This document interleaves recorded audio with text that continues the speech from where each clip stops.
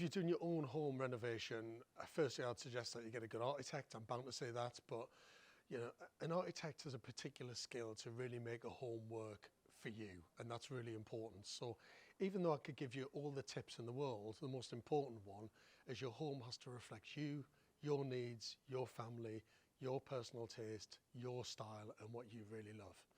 And my job as an architect is to connect with the client every time to understand that and make the house work for them, and hopefully give them something beyond they ever imagined.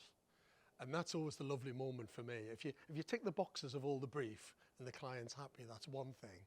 But if you give them something really special, something that they never imagined, that's actually amazing, like really amazing. Yeah, so good architect, good interior designer if you really need one. Your architect might be able to do that for you as well, but having a good interior designer to work as part of that team is really important. For me, it's about making it really homely, really, really homely. So it doesn't matter whether it's an inside space or an outside space. You want it to reflect you, your personality, and your needs. And then if you can work with really good companies to give you quality products, well, that's everything. That's why I work with Express Bifold Doors.